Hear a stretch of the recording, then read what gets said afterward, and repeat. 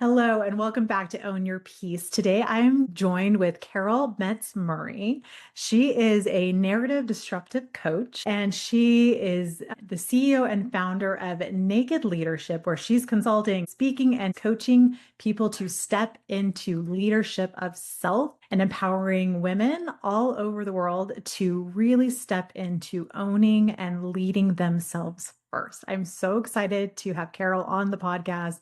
We've had so much fun prior to hitting record. I know this is going to be a conversation you are really going to be surprised, but also walk away with some major aha moments. We're going to talk about what it takes when you hit that moment where you just cannot take it anymore and you really hit that breaking point of stepping into who you truly came here to be. Thank you so much for joining me today, Carol. Well, thank you for having me, Andie. This is wonderful to be with you. I've so enjoyed my time with you as we got ready for the podcast. So I'm delighted to be here with you and your listeners.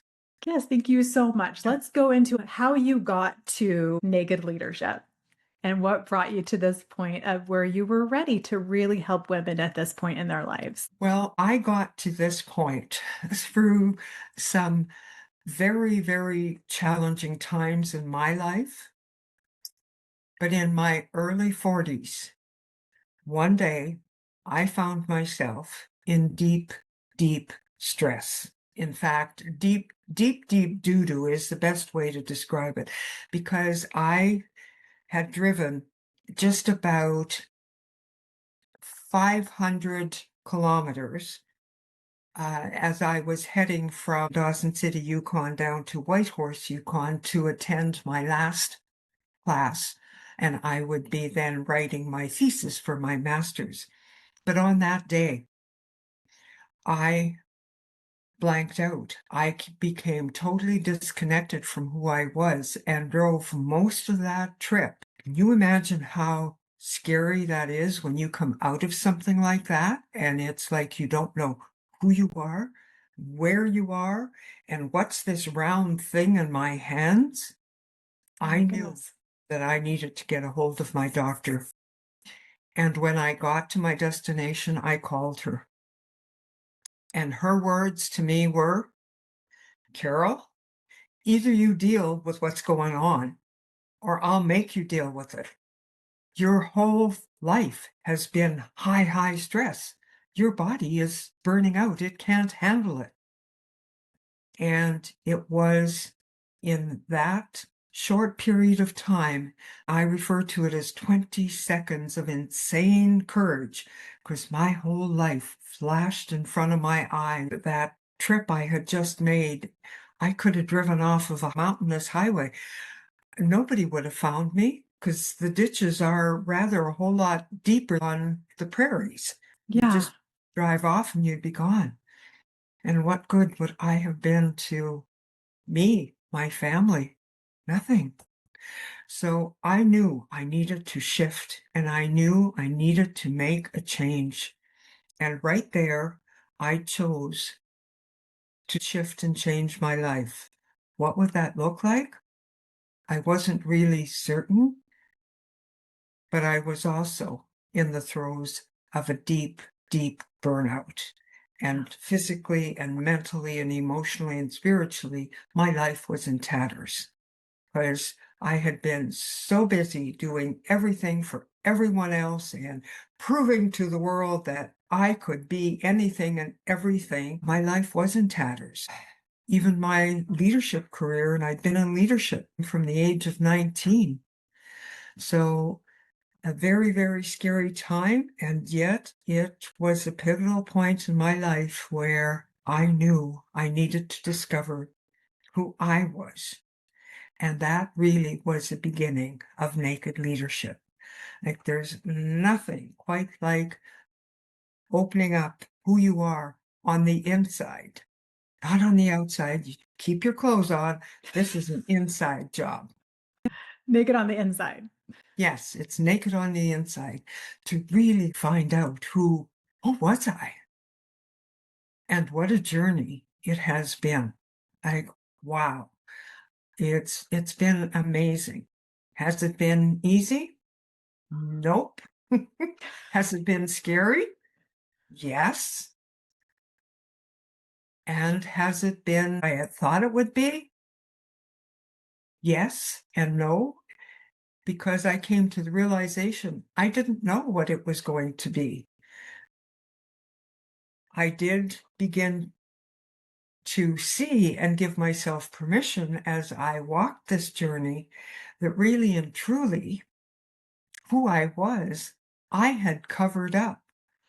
I had pushed aside because I thought I needed to be everything else that everybody else thought I needed to be. And because of traumas in my life, I had taken on behaviors to help me through and put habits in place that weren't serving me anymore. So, yeah, it's like bringing down, dismantling a 50-story high rise and then Yeah. rebuilding it. But yet knowing that the foundation is actually there already. And that's what I've had to learn is the foundation is there. It, it never went away. We just covered it up or pushed it aside and whatever. But really, the authentic you, the leader that you are, is waiting for you to open up and allow that inner strength to show, just to show up and to just be there, just be. There's so much resonance in what you say. And I see it so much in the women that I work with. I know the women who are listening to this, either they're going through it now or they have already gone through it. There is this reckoning that comes when we hit our, I hate to say midlife because I think that makes me sound old. I like to say our power era here on the podcast, where we have this reckoning of, are you doing the work and living the life that you came here to live? And it gets to almost to a crisis point. In your situation, it was a health scare. I know sometimes I will go upstairs and check the laundry and forget what I was doing downstairs, or I walk into a room and that's scary. I don't even remember what setting I put it on. And that was just like a second thing, but to be driving and wake up 20 minutes later, not remember what you just did, that's a reckoning, a push point, Yes. and a pivot point. And I think we all get to points, especially within we get to this age range of it is a reckoning, a pivot point where it's okay. You've been doing life on everybody else's terms except for your own. It's time to really look at what you want out of life. And is that in alignment with what you've done up to this point? And for you and other women, myself included, we're high achievers. We achieved at high levels. And a lot of that high achieving is trauma with a good suit. Yes. It's the people pleasing, it's knowing how to put on the right era and knowing how to play the game to get Mhm. to achievement and to be seen. And it's a whole lot of proving, but it's fun when we can start dismantling and letting go. I always get like little clips and visions of things when I'm talking with clients, and I always see these people sitting in front of me, and I see all these hats and these coats and all these things that have been placed upon them that are suffocating them, that feel really heavy. And it really is this process of let's take that off. That's not yours. Let's take that off. That's not yours. Getting to that nakedness, not physical nakedness, but that soul nakedness. Let's strip bare every label, every condition, every paradigm that you've been placed in that is against who you came here to be. And I love that the conversations that we've had and will continue to have, I'm so excited to see where this goes. That's the work that we're here to do. And it's letting go of all these things that are not us and getting to that naked level. And I love that so much. So what are some of the things that you have learned in the work that you've done that have really helped the women that you work with? The biggest learning for me uh, was, in essence, as I walked my journey of getting naked. I love saying that because people just go, It goes to that narrative disruption. yeah, yeah. For me, as I walked my journey, one day I had this download, this question that just, it landed. Where did that come from? And no, no, no, deny, deny, deny. But I was keeping myself boxed, and I needed to answer that question. That was a pivotal point in my really beginning to really see me. And that question was, Carol, what had you stepping into a relationship that you stepped into, which was a violence-filled relationship? And that was pivotal to begin to really strip away all of the masks, the barriers, the patterns and the habits and people pleasing, and add caregiving to that because, well, you needed to prove to everybody that you really could be that. And the other part was realizing how I had pushed my feminine energy aside and taken on operating more from the masculine, because how else was I going to survive in this world? Yeah. Well, and that too played havoc on my body. I just about burnt my adrenal glands out. No wonder I burnt out. That question was such a pivotal point, and really and truly then adding to what you have spoken about is it was like that was also the beginning of climbing out of the box that I had put myself in. And perhaps even what listeners find themselves, you put yourself in and you think you're protected and you pull down the lids. Well, guess what? You're not protecting. You're confining, you're diminishing, you're squeezing, you're not allowing yourself to be who you truly are, that naked leader. Yes. And it's just amazing how quickly we do that. Oh, And then climbing out of that box and looking at who I was. Yes, I had a calm nature, and I'd had that from a little girl, but one of the very first things that in my expanding of who I was, I needed to learn. I'll pose a question to you. okay. Any idea what it might have been? Well, based on our conversations of you working with horses and leading turkeys, it was that leadership of knowing how to work and center yourself, but also lead from that place of centeredness. Yes, that kept coming up over and over. And given that, I actually had to learn how to say no and mean it. The other point that I had to learn, if this makes any sense at all, was how to get angry to release pent up emotions.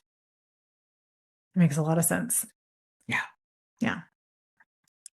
That is one I see a lot of because we as women do not get a green light for expressing ugly emotions, No. especially anger. So I'm Yeah. a big proponent for women, especially rage rooms, boxing, having some type of physical release of anger that's in a healthy environment. And that has made all the difference. Several years ago, I stumbled upon a boxing gym and I decided that's what I want to do for working out for that time period of my life. And that was the catalyst that helped me get rid of a lot of pent up anger from early child abuse and all the years of holding back no's that I should have used and playing really small and keeping myself small. Yes. And all the people pleasing when I should have stood up for myself and the self abandonment. I am a huge proponent for women finding something where they have a sacred release of anger. Yes. I concur. It is so important. And in essence, it is so freeing So freeing. So freeing to give yourself permission to express your feelings and emotions. Anger is a beneficial way. It's part and parcel of who the humanness is as the Yeah. humanness shifts and grows. But it's interesting how society has labeled it as a bad thing, yet it is part and parcel of who we are as we learn to use it, yes, appropriately. Yeah. Yeah, And anger is a partner of passion. yeah, So if you're trying to suppress anger, you're also suppressing passion yes, and drive. So those are things that are necessary, right? If you want to achieve, we can go take the conversation here is there is this huge controversy around feminism and masculinity. I think most people understand that we both have masculine and feminine energy. It's finding the right balance because, like you said, you were way in your masculine. Because a lot of masculinity, especially the toxic kind, is control. It's trying to keep everything in your life in total control, where there is no room for flow. There's no room for surrender. I am controlling all the variables in my life so that nothing is out of my control because control gives us the belief that we are in control of things. And we all know that we are not in control of anything. No,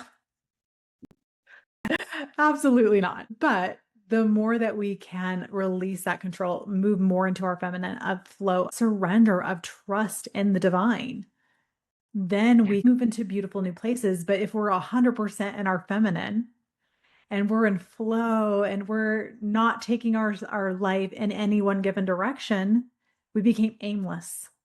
yes. So it is this balance of using that passion, using that righteous anger, using your divine feminine and flow and surrender. And that's when you get to the really magical sweet spot. And that's when things get really fun. Yes, and I so hear what you are saying.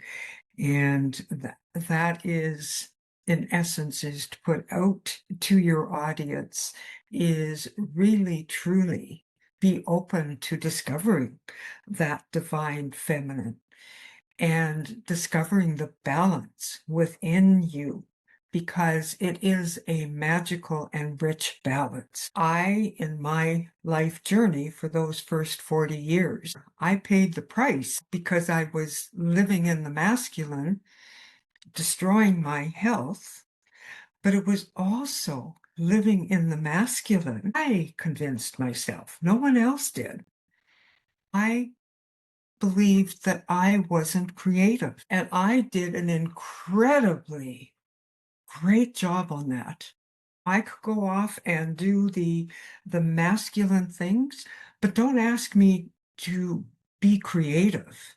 My mother attempted to teach me how to knit. She gave up, and so did I. But it just didn't exist.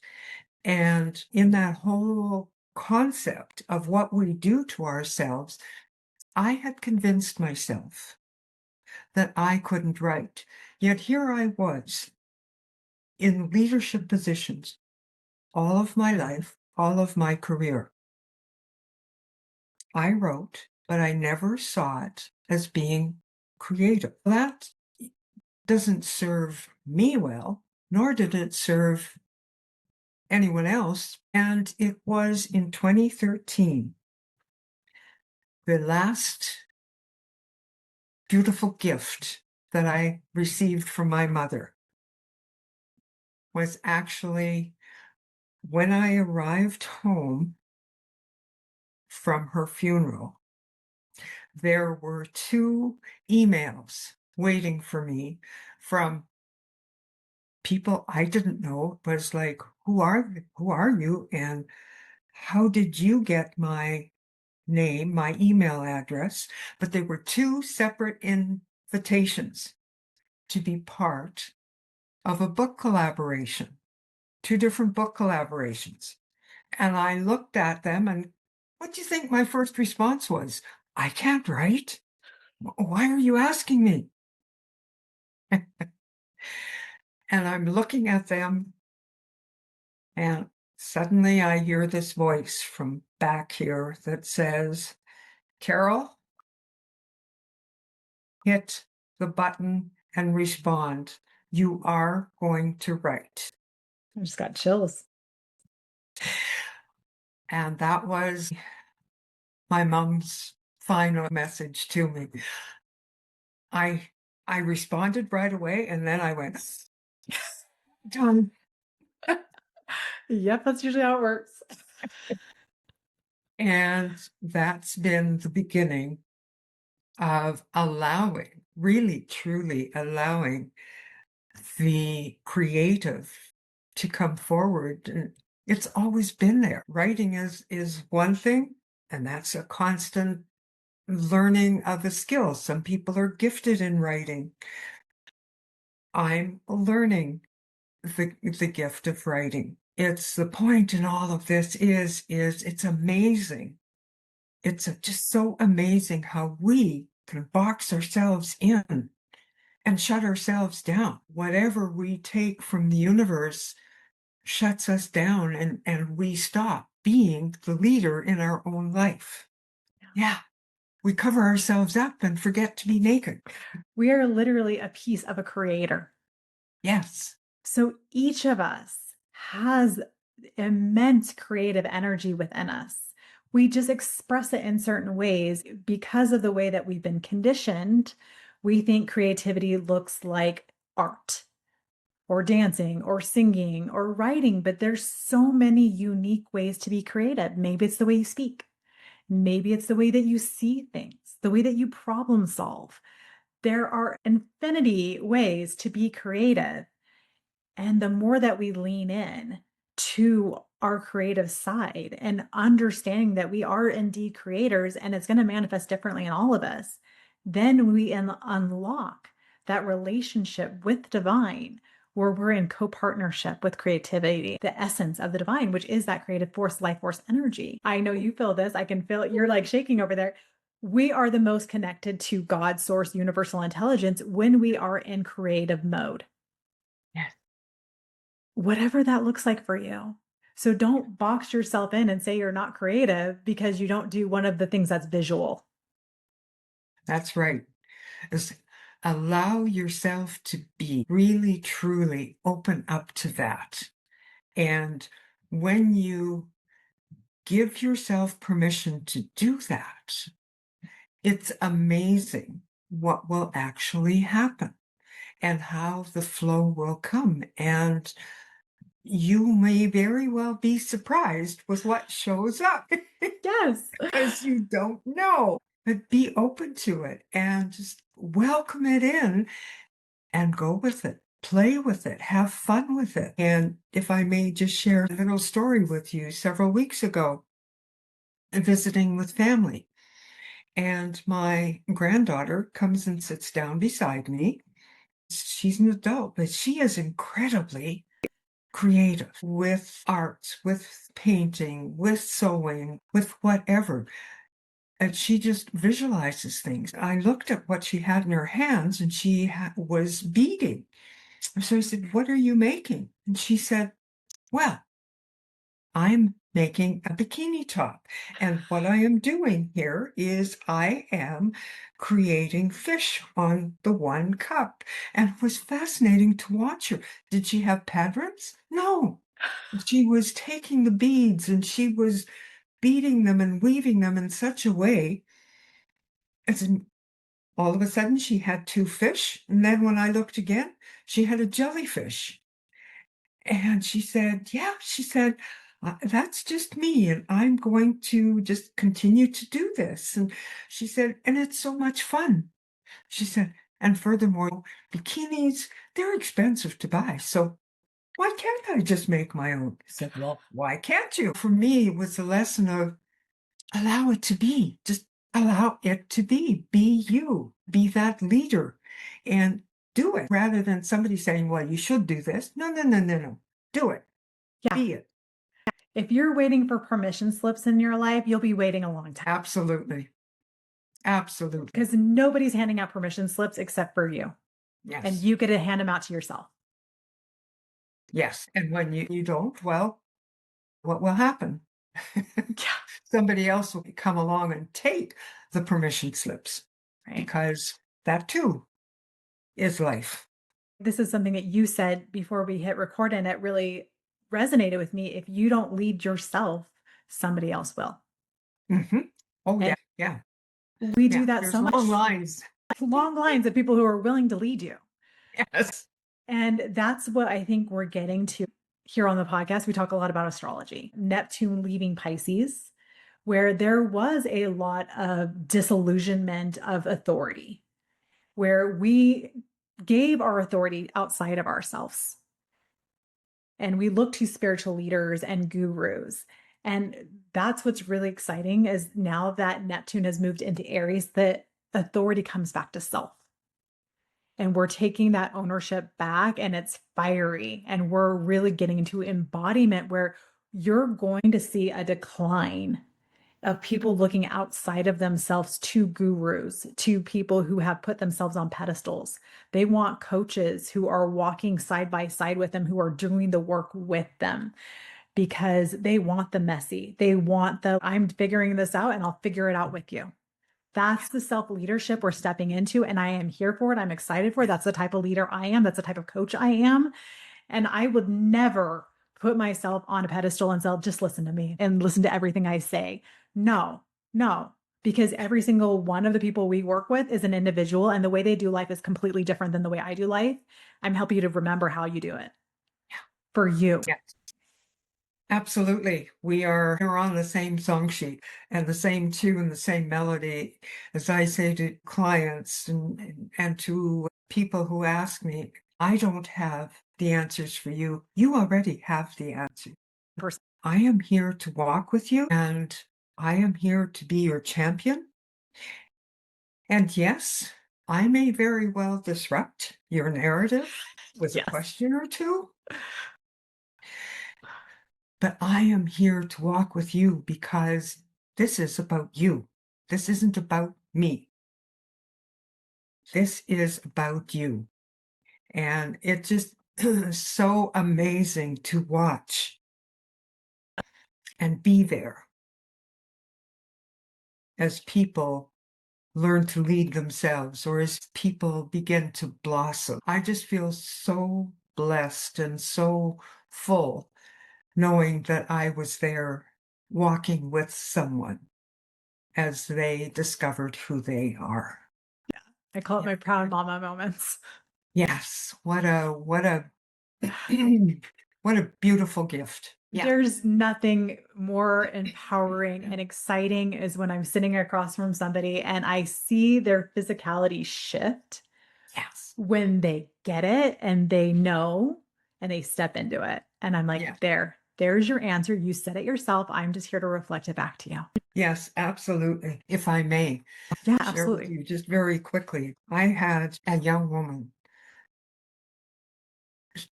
just insist that she needed to see me.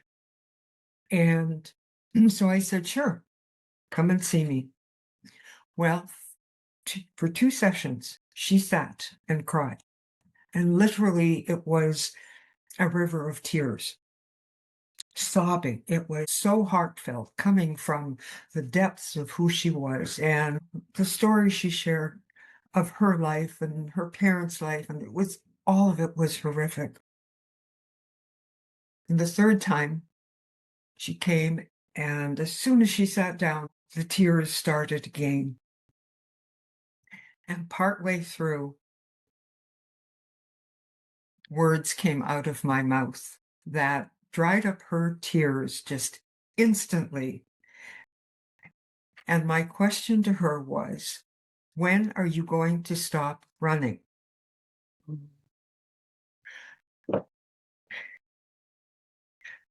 She sat up straight and she turned and she looked at me, and talk about anger. It was everywhere. Her whole body. I looked at her. She could implode. There was just so much of it. And as I'm watching her, then I also said, because I had noticed in each of her visits, that you may want to change your running shoes. Mhm. And with that, she stood up. She looked at me and she said, "You have no idea." And I said, "No, I don't. I understand. I acknowledge. I hear what you've been through, but I haven't lived what you've been through." And she looked at me, she storms out of the office and she turns and looks at me and she said, "And I always wear running shoes." Well, okay, we'll see. 2 months later, I get a call from her. "Carol, I've got to talk to you. I just need to see you right now. Can I come and see you?" Say, "Sure, come and see me." She walks into my office and she sits down and she's got a smile from ear to ear and she's excited and she says, "Carol, I got to share this with you." I said, "What do you have to share with me?" She said, "I want you to know I went and found a new place to live. I went and found a new job. I went and signed up for college because I need to up-level my skills. I went back to court and I have gotten back joint custody of my child. And," she said, "I've signed up for therapy." And I looked at her and I said, "Wow, that's amazing." And she lifts her foot and she said, "And look at this. I'm now wearing walking shoes." I love that so much. And she said, "Thank you for being there and holding space for me. I needed to hear that question because, yes, I left here and I was angry." She said, "I'm sure the black clouds followed me for a day or two, but that was also the pivotal tipping point that I realized I needed to step into my life and take care of me. So thank you." So you see, we never know. It isn't a one size fits all. We never know what it is that those that we are with and those that we are serving need until that very, very moment. Yeah. And I'm sure that you work this way too, that you are most of the time I feel like it's not me, I'm a conduit Yes. for direct channeling from their team, their guides. Yeah. And Yeah. I just happen to be the mouthpiece that those words, those guidance come through. Hmm. And it's amazing to me how many times I'm listening to someone, I'm hearing what they say, and the immediate thing that they absolutely need to hear, that when are you going to stop running? Those types of Yeah. moments come through. And that's exactly, and sometimes they don't like to hear what I have to say. No. Um, but it is exactly, always exactly what they need to hear, even though they might not want to hear it. It really boils down to, no matter the situation, it comes down to naked leadership Hmm. of you have to be the leader in your own life. You have to look around at your life and take radical ownership of where you are at this point in your life, because I hate to break it to you, hun, everything in your life you created yourself. The prison that you find yourself in, or whatever that looks like, is of your own making and of your own choices. Yeah.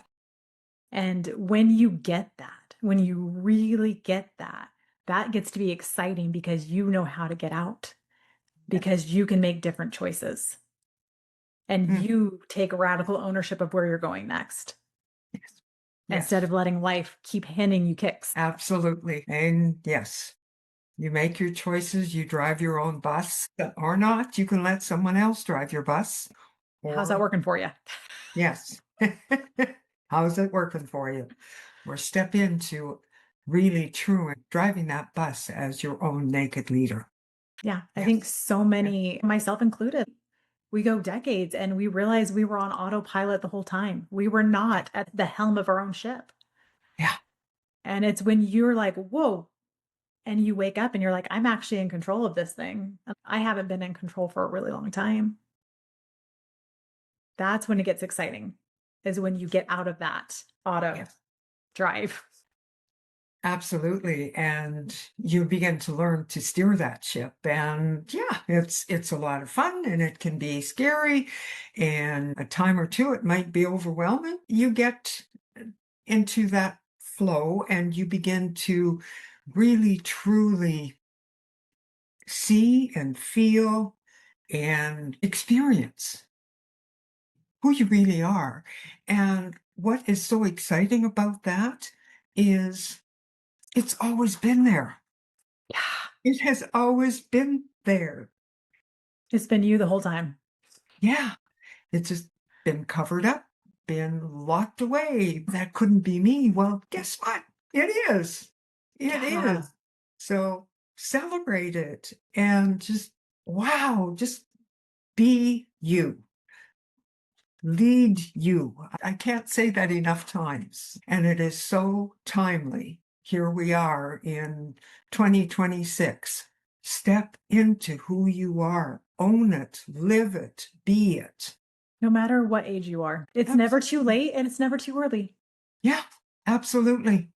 Age, quite frankly, is just a number. Yeah.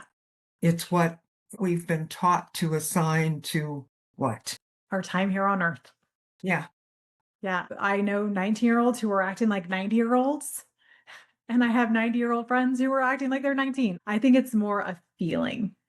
I look at myself, I'm 46 years old, and I don't feel like I'm 46. If you ask me, I'm like maybe 31, 32 in my head. yeah, And I think that's a big part of why I look a little younger for my age. Only as old as you feel. that's absolutely it. And so again, be you, lead you. And the rest of the world, well, it can come along or not. Or not. Yeah, Yeah. I think the biggest thing for women to recognize and remember is, and I hear this so much, and this is the pushback I get, it's because we've been so ingrained to have everyone like us and yes, to people please so that we're likable and everyone wants to be our friend. At the end of the day, you might be the brightest, juiciest, best peach in the orchard, but some people just don't like peaches, that's right. And they'll right? walk right by. They'll walk That's right right. by and not want to even look, or they might like outwardly talk about how they hate peaches. That's Like, right. Or you know what? They might knock against a tree and knock all of the peaches off and walk away. Who knows? Who really truly knows? So if you're choosing to be a peach, be a peach. And if another peach doesn't like you, or if they do, it really doesn't matter because doesn't, it's not your business whether they do or not. yeah. Again, it's be you, lead you. Yeah. You came here to be you. I study human design, astrology, gene keys all day long. I'm looking at thousands of charts. Every single one is unique and different. And everyone has a unique story that they're meant to bring into this existence. And that's the most fascinating thing. I've never looked at a chart and been like, oh, geez, they've got nothing to shine here. There's always one area where they're lit up. There's so much they can bring through those channels that are available to them because they were incarnated for that reason. And when we lean into those things, that's when things get really exciting. But even if you don't know astrology, you don't know human design, none of it, just be you. What feels authentic to you. That is the highest frequency and vibration. A lot of people think it's gratitude, a lot of people think it's love. It's actually authenticity. That is the highest place to vibrate from, is authenticity. It's going to be the new currency. Yes, Yeah, absolutely. And that vibration is truly is increasing. So yes, be absolutely. you. You come with special gifts. Thousand percent. Your gifts are not my gifts, and my gifts are not your gifts. Therefore, our gifts to share with others.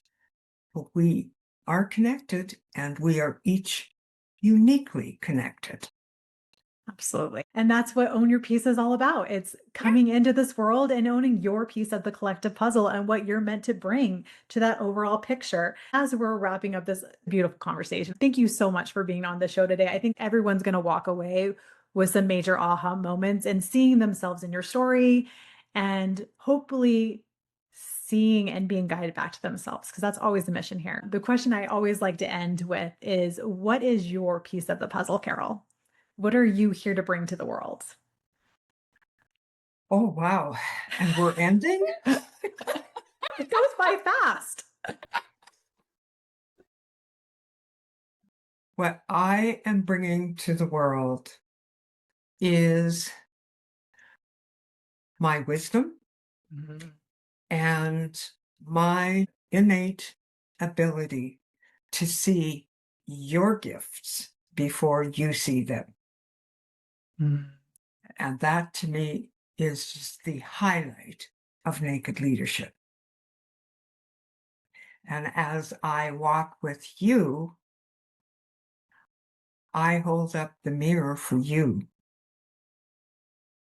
to see your gifts, for you to step forward and step into that mirror of who you are.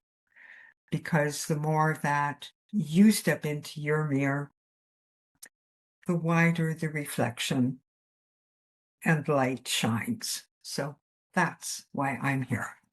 Absolutely love that. And you are absolutely owning your piece of the puzzle. And you Yes. are helping so many beautiful souls in the work that you do. So thank you for shining bright and continuing this work. How can people find you? People can find me on my website, which is carolmetzmurray.com, or people can also find me on LinkedIn at Carol Metz Murray, and please reach out to me. And in fact, I'd love to spend a little bit of time with you to actually hear from you. What is your dream? And with that, I'll just leave that. I love that because it starts with that, right? Yes. And I think that's one of the hardest things for us as a human is to figure out what it is that we want and what is our dream. So it's a Yes. beautiful place to start and a beautiful place to end this amazing conversation. Thank you so Yes. much for being on. Thank you for bringing your wisdom. And you have such a beautiful energy. The people who are watching this on YouTube can feel it and see it, but I hope that they can hear it in your voice as well. Thank you so much for being on. Well, thank you for having me. Oh. It's been so good. Till next time, friends. Much love.